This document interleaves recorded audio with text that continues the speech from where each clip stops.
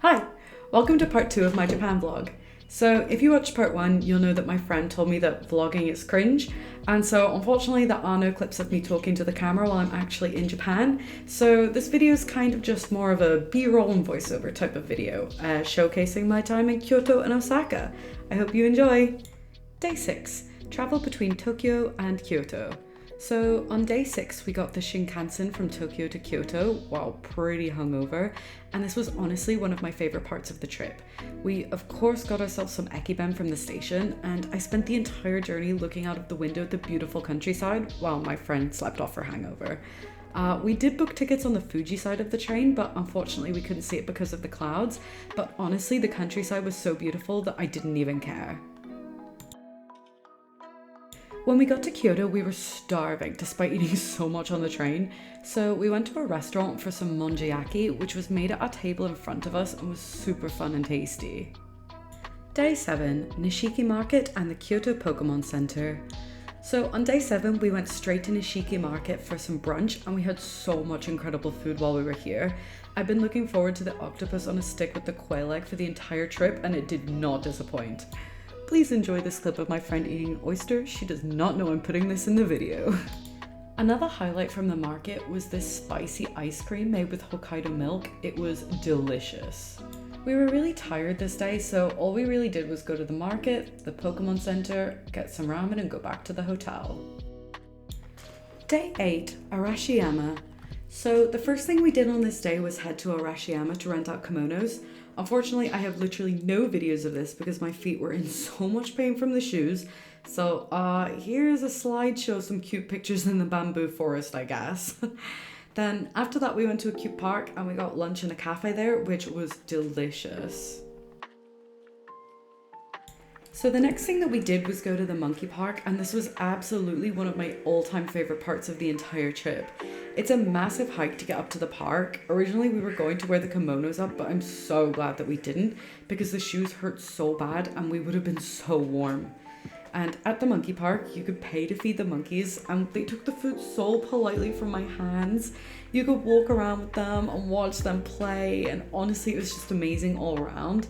Of course, there's also an absolutely beautiful view of Kyoto from up at the top of the park. And so honestly, everything was just brilliant. 10 out of 10, highly recommend.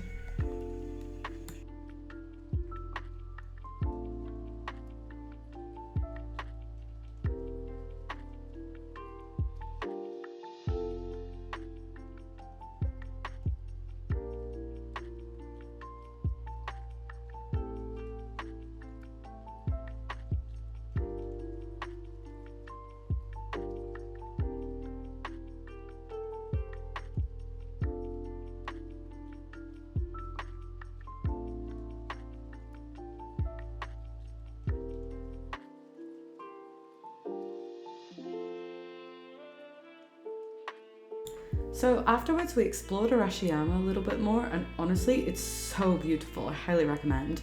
Then we went and we got some food in Gion, which was delicious. Day 9, Nara and Fushimi Inari Shrine. So unfortunately when we woke up on this day it was raining pretty heavily, and our train to Nara ended up getting stuck on the tracks for a while, but luckily when we got to Nara the weather was beautiful. And I was honestly surprised at how terrifying the deer were. At the entrance to the deer park, they come right up to you and chase you for the food. But luckily, the further you walk through the park, the more chilled out they are, which I was grateful for. Definitely new fear unlocked. But we did see some really cute deer. We saw some babies. It was adorable once they stopped attacking me.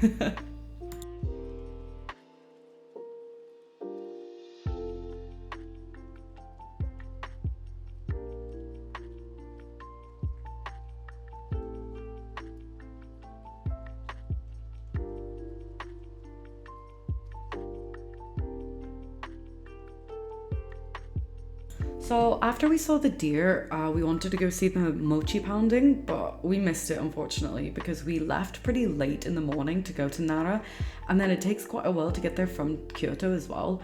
So unfortunately we missed the mochi pounding. We did get to eat some of the mochi though, and it was delicious. After that we headed to Fushimi Inari Shrine. We went at night so we could beat the crowds, and I'm not gonna lie, it was kind of terrifying, but definitely worth it. Highly recommend going at night when there are no other people there, if you're braver than we are. Day 10, Osaka. The first thing we did in Osaka was eat some delicious sushi. Then we headed over to the Pokemon Center and the Ghibli store. Then we got some of the famous 10 yen coins full of cheese, which was a lot sweeter than I expected. It's like a pancake. After that, we took a boat ride down the main canal in Dotonbori, and then we headed back to our hotel where we saw the craziest thunderstorm. Like, the videos really don't do it justice. The entire sky was lighting up and it was so loud, and the noise was as soon as the lightning struck as well. So it was really close to our hotel. It was crazy. Day 11, Universal Studios. We spent this entire day at Universal Studios and there was so much Pokemon stuff. There was a character meet and greet, there was a parade, there was even a strange rave type event with Pikachu and Gengar as the DJs. And I couldn't quite follow the story of the rave because obviously everything is in Japanese, but something about an evil team scaring away Pikachu, but Gengar comes in and saves the day. And it was so cute, it was so fun. We danced a lot even though it was really, really warm, and then we were absolutely exhausted. Afterwards, we went to the Pokemon Cafe, and I'm not gonna lie, the food kind of sucked, but it was cute. I also had a Halloween churro, and that was much nicer. It was very delicious. Then we went over to the Jurassic Park area because I love Jurassic Park. It's my favorite movie, and I just read the book a few weeks ago. It was super cute. I really, really loved that area. I love the dinosaurs. So we also went to Harry Potter World for nostalgia reasons, but J.K. Rowling is a shitty transphobe and we do not accept her views. And after that we went to Nintendo World, which was really cute. The aesthetics are so well done and it genuinely felt like we were inside a video game. It was kind of crazy, especially whenever it got dark as well. I didn't really love any of the rides here though, and I thought that the wristbands were kind of overpriced and pointless. I didn't buy one, but my friend did.